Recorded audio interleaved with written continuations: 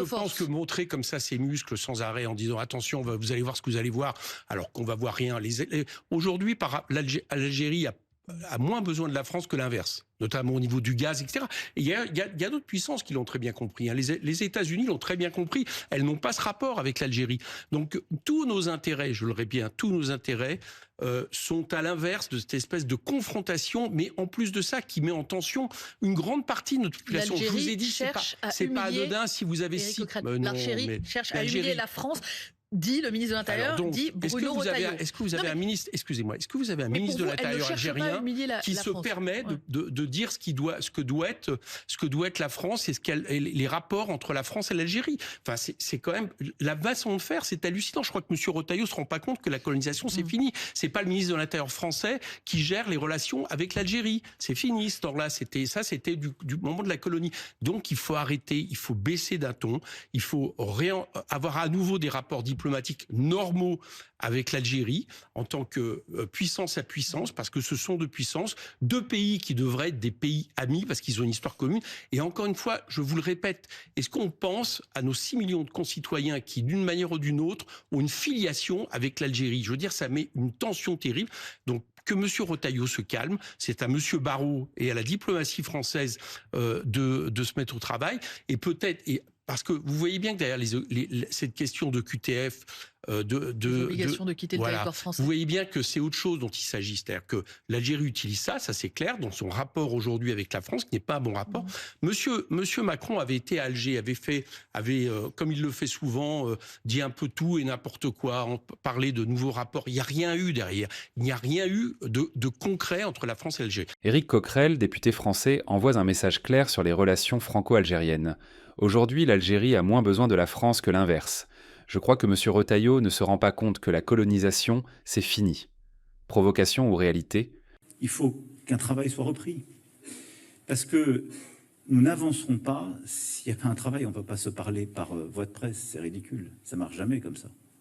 Donc j'ai bien entendu les mots du président Tebboune et je souhaite qu'il y ait maintenant un travail de fond qui soit réengagé au service de nos intérêts les uns et les autres, avec exigence, respect, engagement.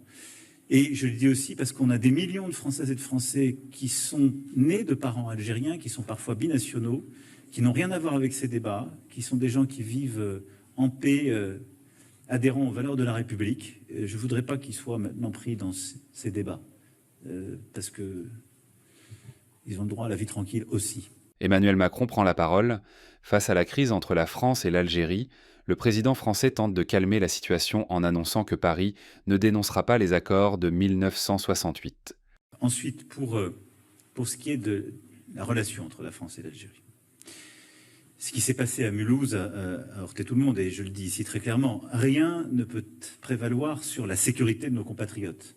Et donc, quand elle est menacée par des procédures ou des engagements qui ne sont pas respectés, le gouvernement a raison de s'en saisir.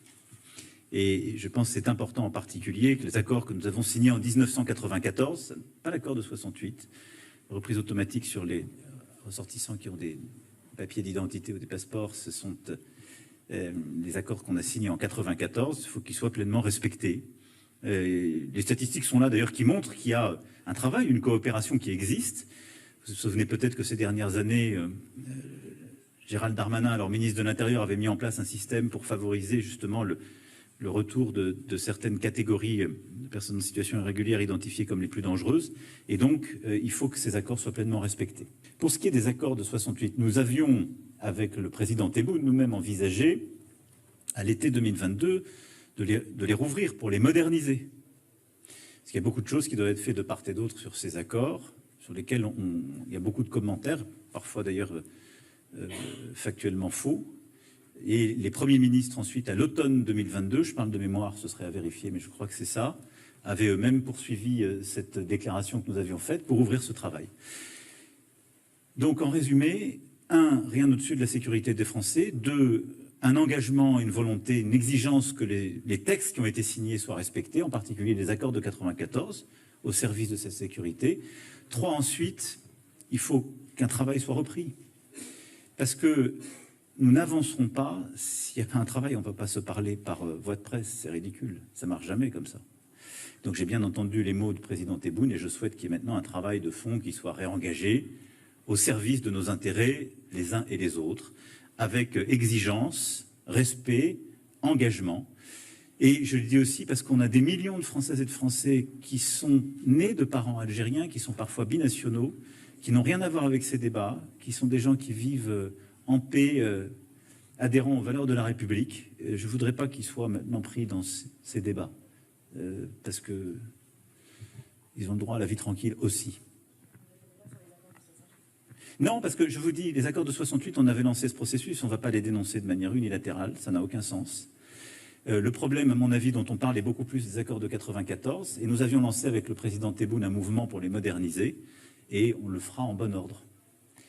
Et je pense que les choses se font bien quand elles se font avec exigence, avec engagement, mais il ne faut pas qu'elles fassent l'objet de jeux politiques ou qui soient. Il faut qu'elles soient faites avec ce que notre pays mérite quand on parle de sa sécurité, c'est-à-dire un sens du réel et simplement une culture du résultat et de l'efficacité, et ensuite ce que le lien qu'il y a entre nos pays exige. Et donc nous, on veut être respectés, et on le fera aussi avec respect. Une fois que j'ai dit ça, dans l'ensemble, évidemment, de ce que nous avons à faire et de ce que le gouvernement a lancé, et je pense qu'ils ont eu raison de lancer ce débat et de mettre sur la table plusieurs de ces sujets. Il y a évidemment aussi la grande attention que nous portons à plusieurs dossiers plus spécifiques, et en particulier notre compatriote Boualem Sansal. Et aujourd'hui, sa détention arbitraire, ajoutée à sa situation de santé, nous préoccupe beaucoup. Et je considère que c'est aussi un des éléments qu'il faut régler pour que la confiance soit pleinement rétablie. Cet appel de Macron est un désaveu pour Retailleau qui souhaitait un bras de fer avec l'Algérie.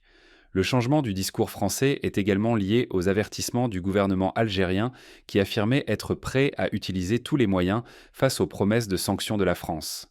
Bruno Retailleau durcit le ton sur la question migratoire et avertit que des mesures progressives pourraient être mises en place si l'Algérie refuse de reprendre ses ressortissants.